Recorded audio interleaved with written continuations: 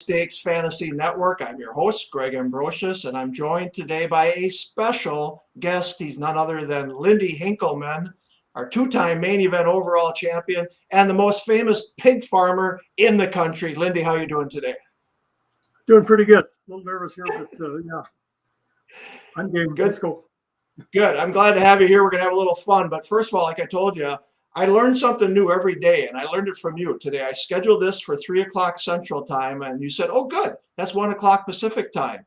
And I said, that's surprising. I would have thought Idaho would have been Mountain Time. And you said, well, yeah, it's Mountain Time in the north and Pacific Time in the south. Now, what stupid state has different time zones? It's the other way around. Oh, okay. Well, tell me about it. Why do they have two different time zones between the north and the south? There's quite a few mountain ranges between the north and south, so it's kind of separated there, I think. And northern Idaho was closer on the border of Oregon and Washington, and they're all Pacific. I think that's the reason why. But you get down off the Panhandle, it turns into mountain time then. So it's a kind of a strange deal. I learned something new, that there's two time zones in Idaho. I would have thought it all would have been mountain. It seems like mountain to me, but it's okay. Yeah. We made it the right time. You're on the right time, so it's all good. All right. So I think I know a little bit about your history in fantasy baseball. You were with CDM Diamond Challenge before you came to the NFBC. Is that correct? Yes. Yep. That's how long did you play with the Diamond Challenge? We started in, I think, about 1996, and really didn't have any idea what's going on, didn't do very well. And I saw an ad in Baseball Weekly at that time. Gene McCaffrey put an ad in for his Wise Guys book, and that really piqued my interest and really helped out a lot, and kept getting a little better at that. And in 99, I finished third overall in that Diamond Challenge. And I think there might have been like 14, 15,000 teams over that year. Wow. Yeah. And that's just how it started, and just kind of kept growing and growing. So yeah, definitely. So did you play fantasy baseball at all before CDM, or was that the first place you were introduced? No, that was the first time. Really? Yeah. And then Gene's book helped you, and you got to know Gene pretty well, right?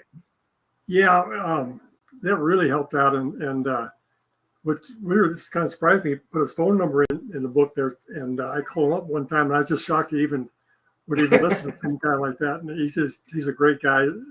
Meet up with him in Vegas every year, and he's a funny guy, and just a great writer and everything too. So yeah, when I first introduced the NFBC at the Arizona Fall League Symposium, Gene was there with John Mena, and I said that I was going to do this, and both of them were like, "Count me in, I'll be there," and they were there again this last year in Las Vegas. So they've been with us all 19 years, both Gene and John, and they're great guys. So you first joined the NFBC in 2005. We'll talk about your history or whatever, but how did you come to the NFBC then? That was the second year. You didn't join the first year. Was it Gene? Was it Ken Magner? Or who talked to you about the NFBC? Yeah, all this to Ken Magner.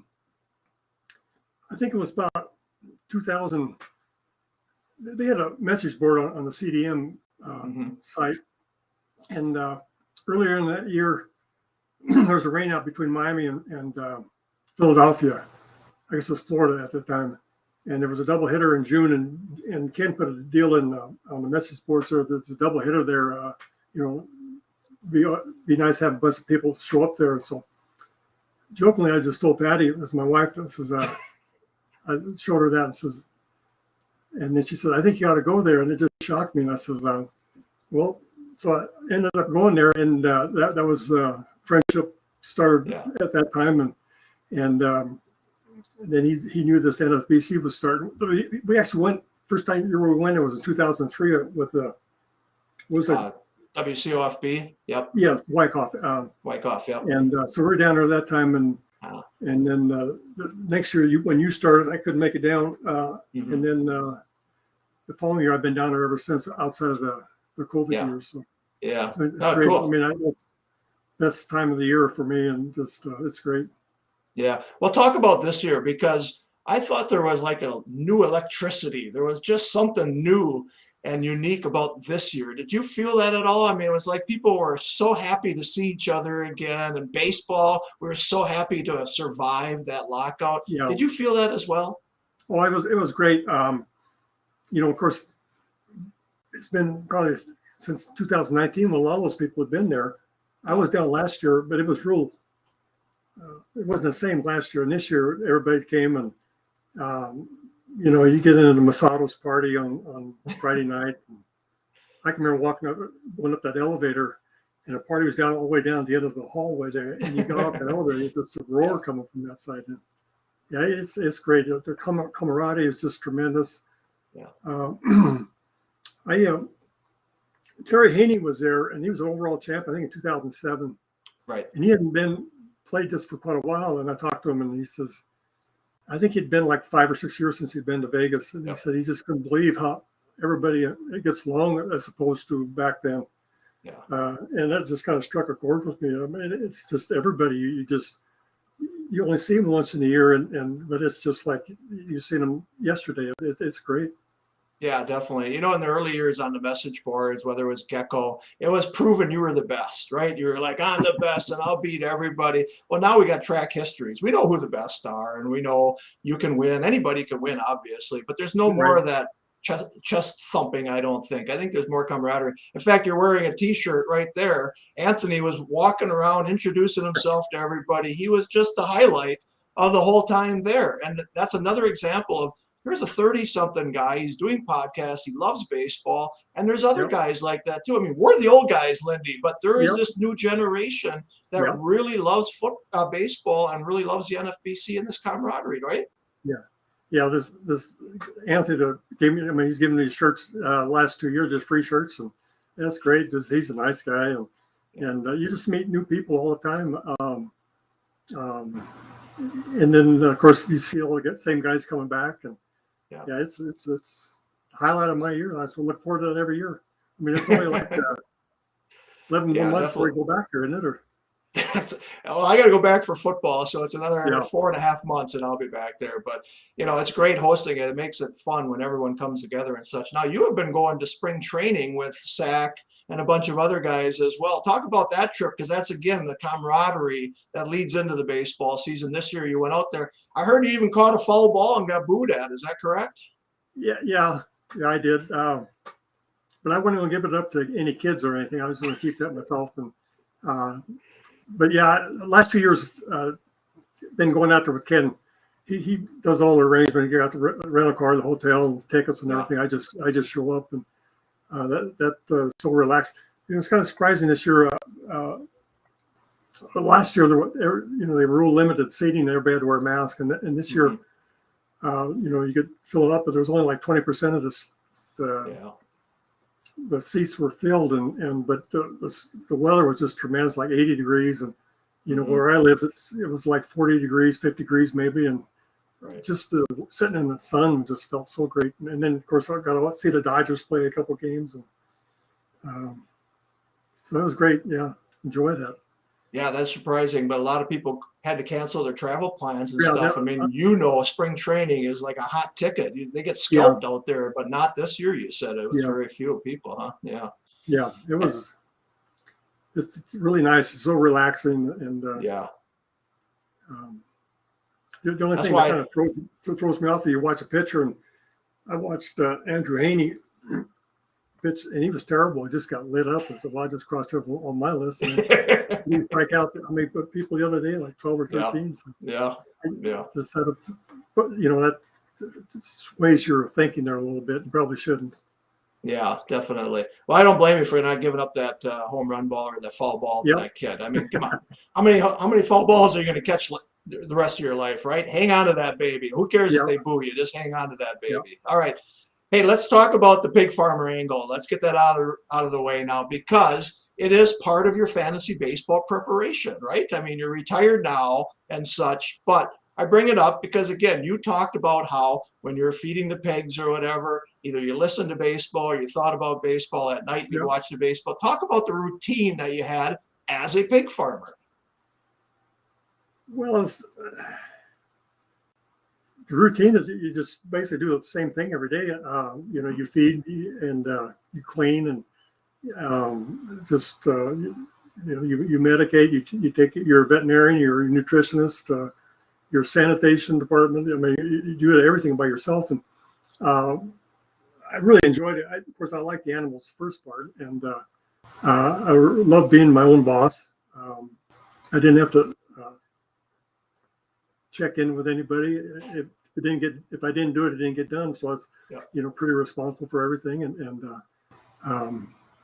it's not really a mentally taxing thing either. So if I wanted to check on what's going on, I just come down during the middle of the day and check a few things out, and so it really was really kind of fit in there quite well with the baseball. And I listened to John Posman's speech today, or at the when he was made into the Hall of Fame at the in Vegas, and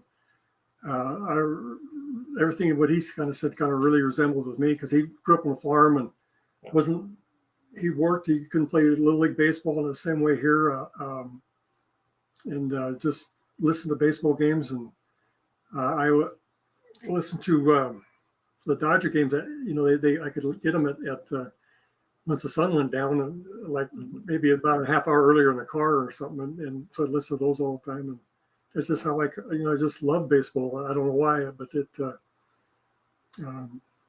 my favorite sport, and always has been, always will be. So. Yeah. So John was talking about how he grew up on a farm, and he would listen to Bob Uecker and the Brewers, and he would envision what they were doing, the swing, the pitch, all of that, and I saw you back there going like that. He also talked about being on the farm and genetically how he could picture which bull would go with which cow or whatever. And you kind of were nodding your head. I think you kind of understood that. I mean, it was almost player analysis is what he was trying to get at. Did you relate to that? Oh, yeah. John and me are probably the only two guys playing fantasy baseball that read a lot of Seaman books. It was just, really, it just was what he said was just exactly what I grew up with. So and he's a great player, great guy. And we always hit it off really well. So, and I got one up on him. I got to listen to Ben Scully all the time. So, yeah. Hey, come on. Uecker is pretty good. He's not Vince Scully, but Uecker is pretty good there. So no doubt about that. So you said you sold your farm, didn't you? And that was a few years ago. How did that change your routine then with fantasy baseball, or didn't it? Well, I put more time into it. I'm not so sure it's really helped me out that much, but I just basically that's about all I do. Yard work and a few other things, but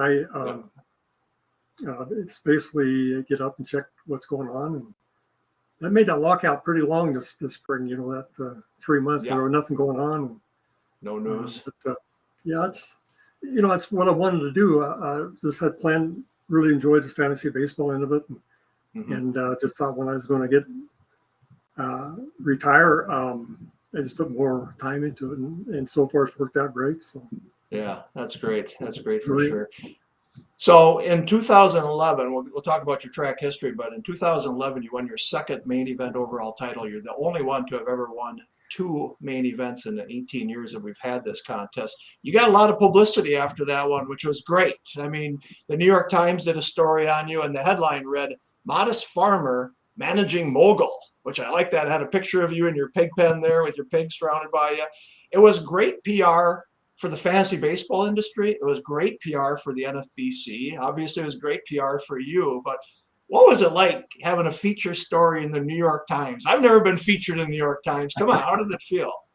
Well, it's kind of, that's been 11 years ago, so I got it. It was. I think you gave me a heads up there, and then had this writer. I think we lived in San Francisco or something, and so he called me up and did a phone interview for a long time. And the next day, there's a photographer showed up from, I don't know, like 3. Spokane, Washington was about a 3-hour drive from here, and he spent all day. He must have took a couple hundred pictures, and stuff, and all of a sudden, like it was in the paper the next 2 days later or something like that, and it was unreal. I had a couple. Had a radio station or TV station from Boise show up, and went from Spokane, did a feature, like some news there, and it was pretty surreal. It was, it was nice. And then Make you after feel that, good. that led to Jim Rome doing an interview with you. You were on Yeah. the Jim Rome show, right? You held your own against him. I've listened to that. You held your own. That was pretty good. Talk about that a little bit. Well, I don't. He just talked about it. I wasn't really on the show there. So I listened to one time. I can't remember exactly what I was saying, but he did talk about it. But I wasn't on the show. Oh, okay. Yeah. Yeah, I remember him talking about it, and he was talking really about reciting the New York Times. Yeah, I mean, talk about that's great exposure, though, for again us. There's no doubt about that. So, all right, let's talk a little bit about your history in the NFBC. Do you remember that first year at 2005? It was at the Rio. You were in the NL auction with Meatloaf, and you're in the Ultimate auction with Meatloaf. Talk a little bit about Meatloaf, because I posted on the boards. The guy was really cool and really a baseball fan, wasn't he? Well, before we went down there, we had seats, would be sitting next to us and stuff, and there was Meatloaf sitting next to it. So I went and bought some CDs. And when he was real big in music, it was kind of in the 80s, and that's after, or late 70s, I guess. Right. And that kind of really, after I got married in 74, I didn't really listen to a whole lot of music. So I wasn't too big a fan, or wasn't even aware of any of his hits or something, but the name was familiar. So I bought some CDs and went down as we get them autographed. And so I got it before the draft, and I said, "Do you mind autographing?" And he just, no, I can't do it. He just says, I'm got to prepare for the draft. And he was really into it. He had a couple of buddies with him, and he said, "I'll do it after draft." And I said, "Okay." And in the auction, for one of the auctions anyway, he mismanaged his money. He had like $17 left, and so he bid $17 on little Troy Hawkins, I believe, who was just a setup guy at that time. And so after the draft, I brought him over there. He was as nice as he could be. He signed them all, and wrote a little message on them and everything. Nice. And I gave one to my oldest son, who's kind of into music, and my brother gave him one there too. And so it was nice. It was, kind of neat to tell people I sat by Meatloaf. You got sat by Meatloaf, and how was it? It was tremendous. And he was only there like 3 years, right? Or 2 years, maybe? Or 2 years, yeah, the first two. Yeah. He was with the WCOFB the first year there, so three straight years, but 2 with us, yes. Yeah, he was. It was nice just to sit by somebody famous, and he just like the rest of us, So. He was. I tell the story many times. In 2005, that was his last year. He did the NL auction on Friday. He did the main event on Saturday. Then he did the Ultimate auction on Sunday. At the end of the Ultimate auction, he came up to me and he said, "Hey, Greg, you got any more auctions? I love these. I could do another one." He just was really into it. And he was a good player, but I'm sure in his life during the season, Fab and all that probably was pretty tough for him. But it was good. So in 2005, he did a couple of main events. I think he helped with Gene McCaffrey. You finished second in that Ultimate auction. That was the first year of our Ultimate auction, and second in the NL auction. So you came out of the gates firing there. Yeah, the Ultimate auction I was partnered with Ken, and we finished second. I think at least twice. 1 year we finished second. We were first all year long until the last day of the year. I mean, we're first all year long, and then we had a couple guys get hurt. Nick Johnson ran into us. I can't remember the teammate. They were playing for the Nationals that time, and lost both those guys. And Greg Morgan beat us out that last day. I think the only day he was in first place was the last day. That was really hard pill to swallow. The NL auction finished second there too, and the auctions were fun. I really enjoy them. Was that the first place you did auctions? Had you done them before?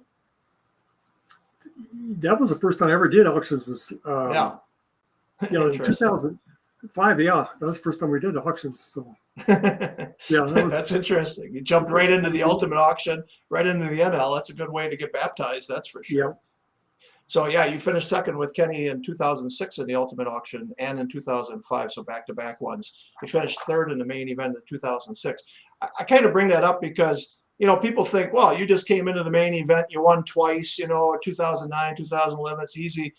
Listen, you didn't win a league title until you won the overall title in 2009. Right. I mean, first 4 years, you finished second in 2007, you finished third in 2006. but it's not easy. There's a learning curve. Can you kind of talk Well, about that learning curve of the 15-team format and FAB and all the rest? yeah, I mean, you learn by your own mistakes. Yeah. You can listen to people what they say and stuff, but you really don't know or really figure out what's going on until you do it yourself. And then, oh man, I thought it was bad. Yeah, I can remember do that different. I can remember one of those years, the prep work was not anywhere near what we do now. I can remember going into one of the drafts just with a sheet of average draft position, that we copied off the NFBC there, and you just cross the name off, and they weren't. They didn't separate by position or anything like that. It was just I was so unprepared for anything, and then just kept getting a little bit better, and then you just hit on a few guys that really makes a difference too, and that's a little easier said than done, but the prep work I put in more prep work than ever before, and I'm not sure it's done any good. But yeah, make your own mistakes. Don't rely on what other people say, and that's best advice I can give. Yeah, no, I think experience does help. There's no doubt. People think they can come right in, and some people do win a league title or whatever, but it's not easy. You definitely got to, and it's different. Like you said, I mean, we handed out magazines back then. We would have like 4 different magazines because we were publishing them for other companies, and so we'd give you 4. Some guys would just open it up and start crossing off of there. That doesn't happen anymore. Now we have the ADPs. Yes, they can output the ADPs. They've drafted and draft champions, so they know the player pool pretty well. I think that's one of the reasons why things go so fast, because people have been doing so many drafts. They know who they want in the first round. They know who they want in the second round, such like that. I mean, you do draft champions now. We didn't have them back then, right? Right. Yeah. So it's changed. Go ahead. I can remember years past there when New York and finally split up with Vegas for the main event. You're really, it was really frowned on. Us guys would look a picture of the draft of the board there, and everybody wanted to know you can't do that. You gotta, and now it just everything's out in the open. Your ADPs used to be you have to sign up for a team to get them. I think is that right? Yep, and now it's industry wide. You just spread it out, and that really spreads the word there. And this is tremendous how that thing has turned out. Yeah, definitely. The ADPs, I wanted people to sign up because they were generating the ADPs, so they should get them, right? Well, then I could just see that they were a great PR for us, but they also were good to spread the word, and people wanted to see them. And so it actually has benefited everybody, I think. All right, let's talk a little bit about that 2009. So again, you've never won a main event league title. You win your first league title, and you win the overall title. Not only that, but you were in the online championship. That was our first year of the online championship. It was the first year that we got insurance. Lloyd's of London thought this was an easy one. They ended up paying the $75,000, thank God, but you won that as well. You hadn't done 12-teamers before. Talk about what happened in 2009. Did you hit on certain players, or what was it about 2009 that everything clicked for you? Yeah, I got on certain players. There's a couple guys. Justin Verlander's been the guy for me. Won 4 overall titles. He's been on every team. Really? Yeah. He just. I had Matt Kemp on both teams. Kershaw, Josh Johnson was really, really good that year and had him on both teams. So there was probably half a dozen guys that I had on both teams that really hit pretty well, and it just worked out. You get a good team, and it seems like they just every night they produce, and you get a team that's not very good, and you're looking at a 3 for 37 night, and so it's it feels good to have a team. I think Tulowitzki, I had in both teams there that year too. So but that 12-teamer, that's the first time I ever done that. That was the first year you had it. I just did one team in there and one team in the main event. I think it had the NL auction and Ultimate. I just had 4 teams that year. So yeah, you took second in the Ultimate auction that year as well. So it was a good year. But 4 teams, and you do that. That's pretty damn good, right? Yeah, it was kind of a neat year. But Yeah. Well, that was cool. So we call it the Lindy because you won them both, and you got the 75,000 in 2011. You won your second main event overall title. Again, you were drafted in Las Vegas. You competed in 7 leagues that year. You won 4 league titles. You won a main event league title, 2 online championship titles, and a mixed auction league title as well. So you said that you had breakout years that year as well. I believe Verlander, like you said, I think Curtis Granderson was on your 2011 teams as well, correct? Yeah. So Yeah, again, did you take same guys again? Was that kind of the strategy that both of those teams had similar players? Well, to a certain extent, yeah. There's players I like, and I try to get them on teams. I think after this year, people knew who I was going to take in the auction there. Brandon Lau was coming up. They knew I was going to be on him. Will Smith. There were guys that I just was on, and people knew it. Had to pay a few extra dollars and stuff. But Javi Baez is another guy I kind of like quite a bit.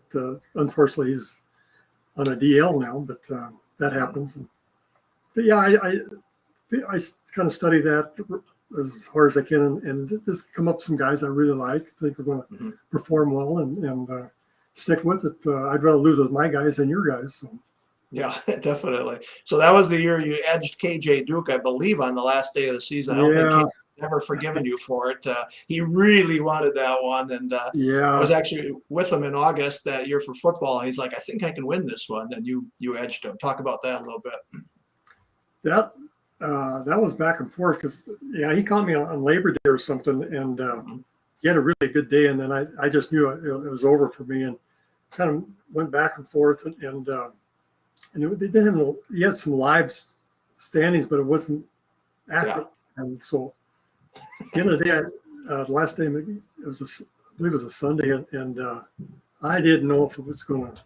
I didn't think I'd win it, and I just kept checking, refreshing to the final stats come up, and went to bed probably about 2 or 3, and then didn't sleep at all. Got back down about 5 and found out I won. Just like and there was a couple of things that happened that last week that are just unreal. That I can remember the save opportunity for Cincinnati Reds, Jesse Baker. Francisco Cordero, I think it was. And he walks the first guy that they're playing the Mets, and walks the first guy like on 4 pitches. The guy tries to steal base, gets thrown out. Walks another guy like on 4 pitches, and Desi starts coming out of the dugout to take him out. And Brian Price grabs him back. There being nobody warming up. Pulls him back down and walks the 3rd guy. Oh, geez. And then, so we got the base load 1 out, and I know I need this guy. I need a save there. Next guy up is Justin Turner, and that's before he was Justin Turner. Yeah. He gets a line drive up the middle. The shortstop catches touches second base, and he's already get the save, and that's basically what won it for me. Yeah. And KJ had Chris Sale going that night, and if he'd have gotten a save, he would have won it. And he gave it up a little bit to a left-handed hitter, I believe, and he's dynamite against left-handed hitters. And this guy got a hit and knocked a save, blew the save. Well, wait a minute now. He could get out of the inning and get the win. Yeah. Still sweating. And then he finally got another hit, and they took him out. And then I figured out, that's another thing that happened. It's just, you get play 162 games that comes down to something that simple or that minute. It's just amazing, So it's pretty exciting to go through that. You just kind of lose a little sleep, but it's better not having anything to cheer for at the end. So. Yeah, definitely. It's great that you can remember all that. I know KJ remembers it all too, and everybody who's been that close remembers those finishes as well. And it's also interesting because, like you said, we had live standings or live scoring, but I don't think we had live standings. It wasn't very accurate. It wasn't timely or anything like that, for sure. Yeah, it was pretty weak. There's nothing you could bank on. But no, we couldn't get stats to do that well. But now, you think about 11 years ago and now, immediately if you're in the lead or any of that kind of stuff. And it's the same with football. I remember tabulating live scoring on on the last Monday night game for some guys because they wanted to know the standings. We didn't have live standings, but of course we do now. So it's great. So, all right. So you won another main event league title in 2012. You finished 12th overall. You won an NFBC 12. You started to kill that. You were 5th overall in the 12 competition. So again, 3 main event league titles in 4 years. You're not taking 3 or 4 main events at that time either. You're taking 1 usually. Did you have it figured out, or how'd you get 3 in 4 years? I mean, you must have figured it out, huh? Oh, I don't think so. Once you think you got to figure it out, that's when you're in trouble. Yeah. No, it's I just you have the tendency to know what works. You know, if you hit on a couple closers or something like that, and that's getting to be a real problem. Wins seem to like getting to be a problem now too, and a lot of that's just luck. You know, like Corbin Burns the other day, he pitched really great, and then they tied it up. You know, all of a sudden you got the good game from him, but no win, and those wins are those are gold. You know, and it's just changes so much all the time, and there's so much information out on players, and you can just get an overload on that too. And I kind of just go back to walks and strikeouts. You know. Yeah, definitely. So you talked about it before. People know which players you're on now. Like I can remember when we were at the Bellagio, we must have about 7 leagues, and you took George Springer like 11th overall. And from that point on, George Springer went in the first round after that. You know, it's like Lindy's on him. There's something there. And I'm pretty sure he didn't have a great bust out year that you wanted that year, but everybody was watching what you took because you pushed him up to the 11th overall. Do you feel that, like even in Las Vegas, you know, people know that you're on certain guys, and does it affect your drafts at all or not? I know Ken has always told me, he said, you just give them way too much stuff. You know, they know you're on this guy. And so I kind of reel that back a little bit. But, if they're on me, that's fine. I feel that if you're worried about what I'm doing, there's 13 other teams in the league that's going to take advantage of that, you know. So, right. There's good and bad with that, but you know, I need to get the guys I think are going to perform, and that's kind of what I do. Yeah, but you know that people are on you, so that's interesting because you still do draft champions. I don't think so much anymore, but I mean, there's so many good players now. You got Phil Salter. I mean, I'm sure people paid a lot more attention to what he did this year than what I did. You know, so you know, like there's other people there too that you know, Posmus is really good, and so it's industry wide now. So but none of those guys were wearing a fedora in Las Vegas. I think when you wear the fedora, that means you know a lot. That's what I think. But you looked more intelligent with the fedora on, didn't you think? I got it back to put it on. Huh? No, it's kind of my baseball hat. I bought it in Vegas, I think, in 2019, and I kind of wear it down there. Nice. So, yeah, I'll wear it up here occasionally too. But so I don't want to go through year by year, but one of the things about you is you don't do a lot of leagues. I mean, I looked in 18 years, you've done 160 leagues, which now sounds like a lot because you're doing more draft champions and such. For many years, you did 4 or 5 or 6. Right. So you've won 29 league titles in 160 leagues. That's about 19% that you've won league titles. You're second on the career earnings list with $575,525 in only 160 leagues. I mean, there's a lot of people that do a lot more leagues than you do, Lindy, and you've had a lot of success. You do realize that, don't you? Yeah, I do. Yeah, you've not that you've figured it out, but you've had good success being in the money. A lot of second place finishes and in the overalls. I mean, when I look over everything, 2013, you were 4th overall on the NFBC 12. 2014 in the main event, you were 8th overall. 2015, you were 7th overall in the prime time. 2016, 19th overall in the main event, won a league title again. 17th in the online championship. I mean, you're in the top 10, top 20, an awful lot in these national contests. That's not easy to do. And you know it now because some leagues, some years haven't been as fruitful as those last Yeah. ones, right? Yeah, last year wasn't very good. I think I based too much information on that shortened year. Because there were so many. You go look like the last 5 years, like in the forecaster, that 2020 year just sticks out either really high or really low, and I based too much of my 2021 predictions on what they did in that year, and I just think I just have to throw that 2020 year out. Yeah. It's just a labor of love. I going back to figuring out what make your own mistakes. You learn more about. I think it was 2008. And I don't want to make anybody sound bad, but Joe Sheehan had an article, and he listed about 5 or 6 guys who were breakout candidates. And I thought it was great. There was Jeff Francoeur, Ricky Weeks, Brandon McCarthy, and there was a couple other guys that said, God, this is really good stuff. So I went heavy on those guys, and I finished like 14th, 15th. I think it's just terrible.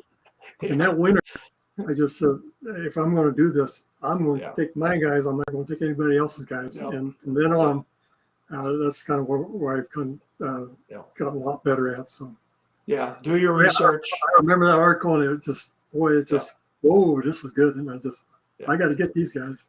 Yeah.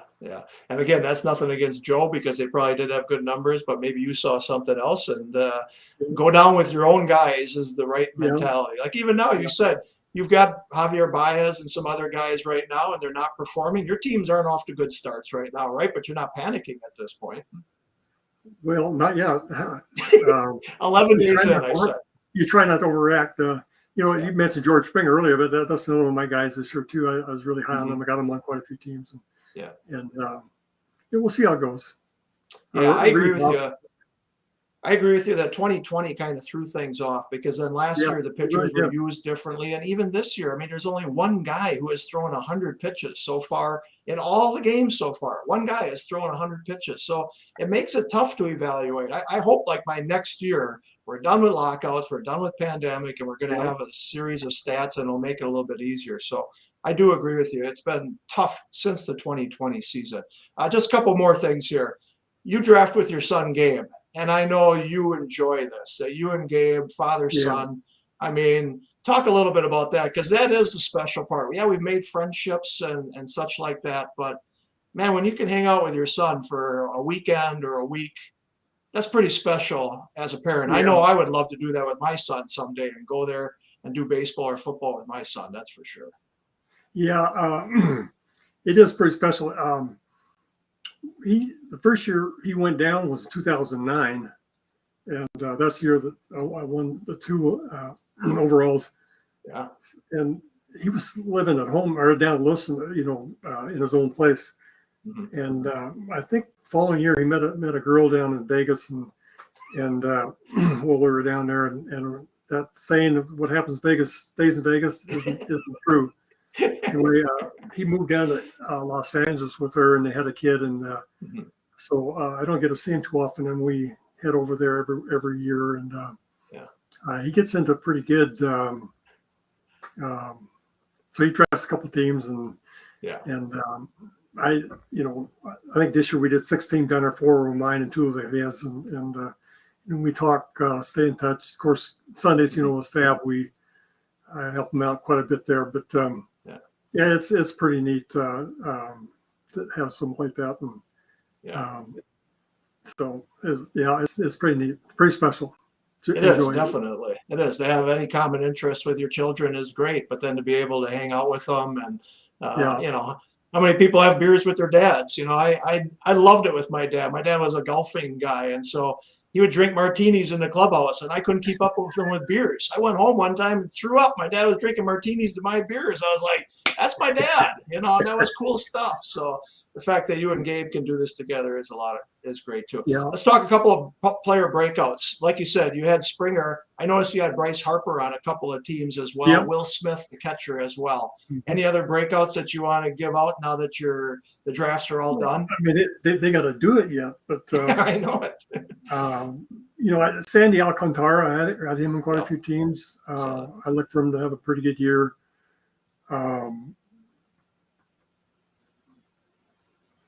For pitchers, I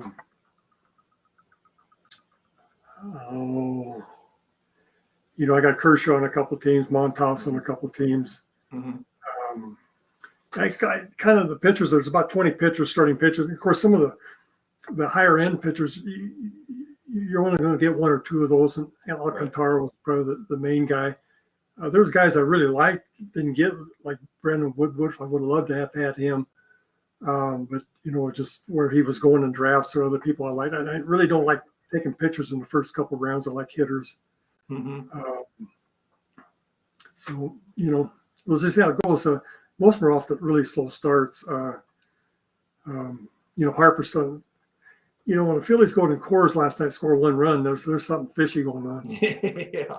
I kind of think that the balls changed a little bit because Sunday there was 15 games and 14 home runs, and then there were more stolen bases that day. Right. I got teams right now that have more stolen bases than home runs. That's insane. I know. Real. Well, every team is using the humidor, which is interesting because the humidor was being used in Coors to kind of dampen down the ball. Every park is using the humidor right now. Yeah, so I think it's a combination of the ball being deadened a little bit, but the humidor. And the weather hasn't been good, but you're absolutely right. When more stolen bases are being generated in one night than home runs, that's insane. Talk a little bit about your drafting strategy. I mean, through the years, it has had to have changed because like Sean used to do 75-75 with his first three picks, right? Now you almost have to get a starting pitcher in your first three picks, right? You can't get 75 stolen bases anymore. In fact, if you get 100 for the year, you're at least in competition for some points. So talk a little bit about the category changes and your drafting strategy changing. Yeah, you know what? If you that 75-75, that I kind of followed that in 2009. That worked out quite well. But now you probably may switch it to 150. 100 home runs, which is not hard to get, or at least not until this year. And then 50 bags, you get. That would be a good start. I like, in the fifth, sixth round, there's some really good pitchers. Pitchers are pretty volatile at times. You just a little injury kind of knocks you down. Like you had Montas, Musgrove, Gosman. They're going like in the fourth, fifth round. There's a lot of pitchers like Freddie Peralta, Verlander. Just pick, ones you like there. So I more or less like getting hitters, and I've always been more of a hitter. Target those in the first couple rounds because I've been fairly good at picking out pitchers later on. Although that's kind of escaped me in the last couple of years, but I got to reassess a few things. But yeah, and I think speed you almost had to get. Flat Girl would have been nice to get in the first round. And he doesn't get any bags, but boy, that guy can hit. And for sure. So it's just you got to evolve too with things. And we talked before about saves and wins. That's so luck involved at times. You can have the best skilled relief pitchers, and the manager throws them out in the eighth inning, which is kind of a tendency for him to do now. That you get the nice decimals and stuff, but you don't get the almighty save. And, there's just all kinds of stuff. It's not the same, and you gotta adjust. Yeah. When you draft 15 teamers and 12 teamers, is it different for you doing those two formats as well? I would think maybe to get a starting pitch a little earlier then, but otherwise probably not. Yeah. Probably get one of the aces a little earlier. Make sure you get one of the aces as opposed to get a bunch of number twos or threes. So, yeah. I really don't look into. I do something different on 12 teamer. Pretty much the same for me. Okay, sounds good. That's interesting. So we have 8 people now in the Hall of Fame, and I mean, you guys are all very different. You're different from Gecko, that's for sure. Casey Cha is different, but it's such a unique fraternity, those 8 guys. I mean, Posma and you are silent assassins, Japinka's a silent assassin. Sean, he talks all the time, so he's not silent ever. Talk about being in that fraternity, because we haven't put a lot of people in. 8 people in 18 years is a very select group. You're one of them. What are your thoughts about being in the NFBC Hall of Fame? Well, Greg, it's a big honor for one thing. I was the third one in behind Sean and Steve Japinka. But just to be with those 2 guys was just such a thrill, and then you kind of introduce other guys in there, and it's nice. We get called up there before the main event draft on Saturdays in Vegas. That's always such an honor, and just to see other guys and it's somewhat limited, which is also you got to really earn it to get in there, and it's a nice feeling. Yeah, nice I love guys bringing. Even though we didn't have the stage this year, I wanted everyone to run up. I wanted everyone to applaud every single person. I mean, because winning a national title or being in a Hall of Fame is like, that's like winning the lottery almost. And so for people to acknowledge who you guys are and what you did, I think is important. I'm going to do that every year. So as long as you and me can walk and run, we're going to get up to the top stage there at the beginning of the Saturday main event. Is that all right?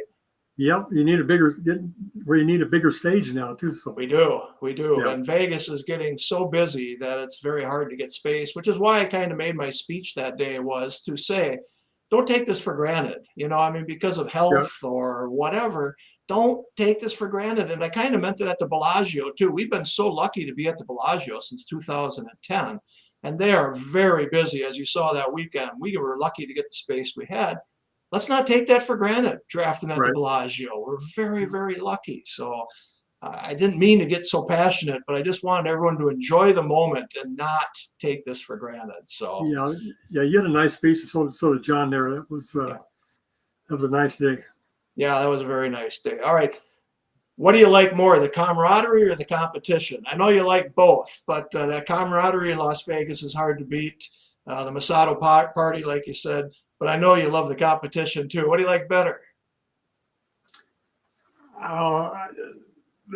They're both really great. The competition, but the camaraderie is really good too. When I first went out there, you didn't know guys.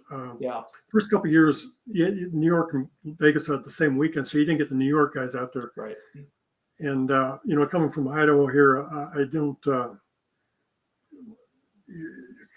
Just not as refined as what people in New York, or maybe that's the wrong word. But, they got a little, they're just a little different. I get along with them great. You get Scott Fleming, you get of course Japinka's from there, and Masato, and I even get along with Gecko pretty well too. So that's he's a pretty good guy. Just throw that in, but.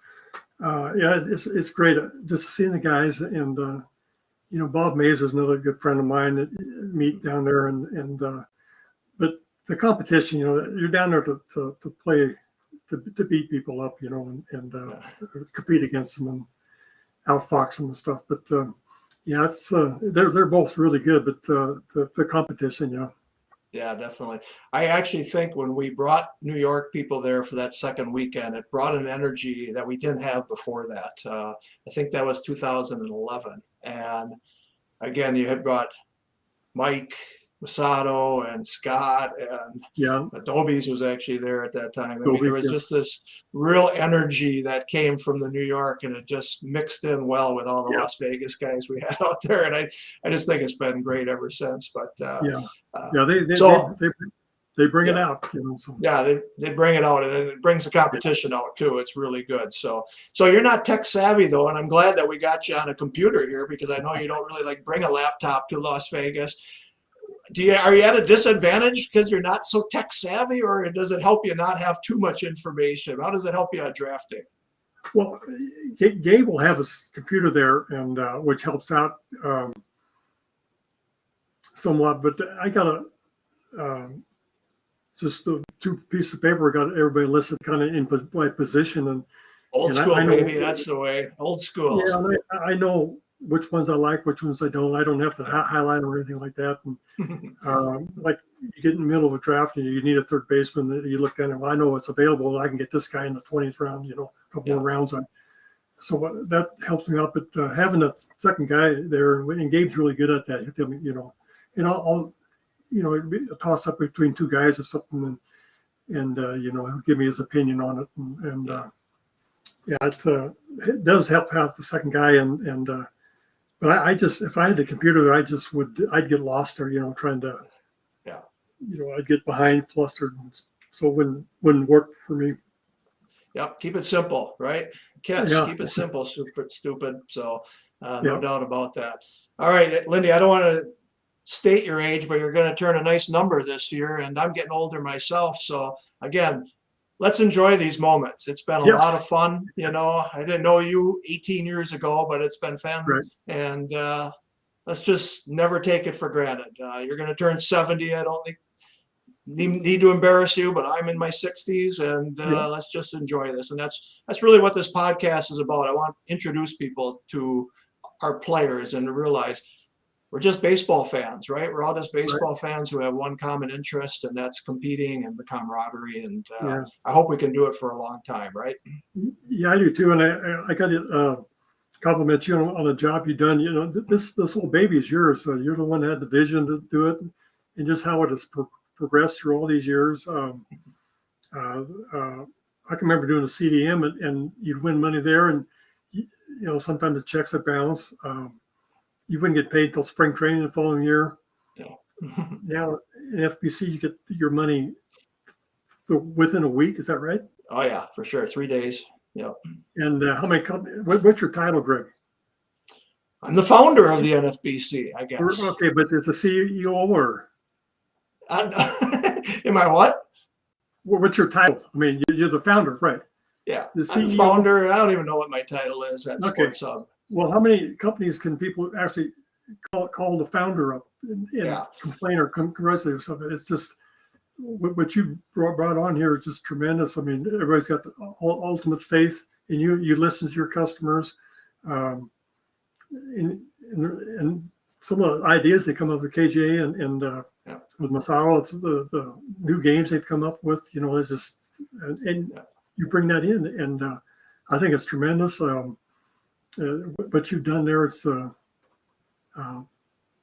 made my life richer. I know that. So, well, I appreciate it. It's been a labor of love.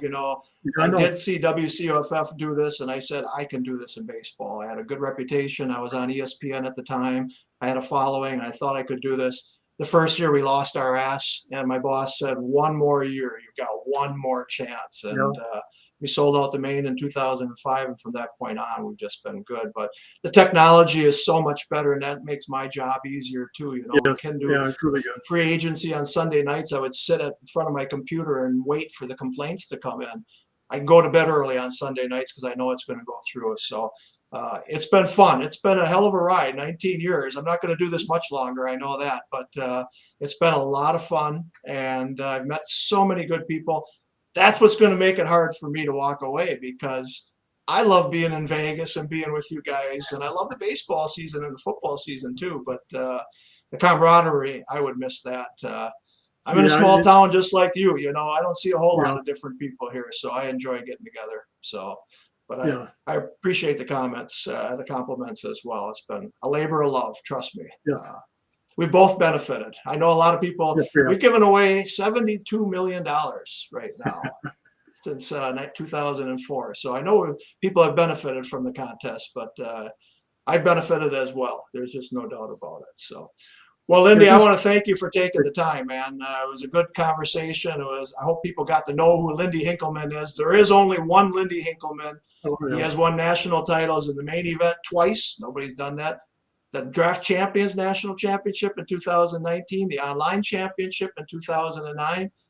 Lloyd's of London had to pay him $75,000 in 2009. That was good. So, but you've won over $575,000 just in baseball. So, Lindy, you're a treasure. That's not even a minimum salary anymore.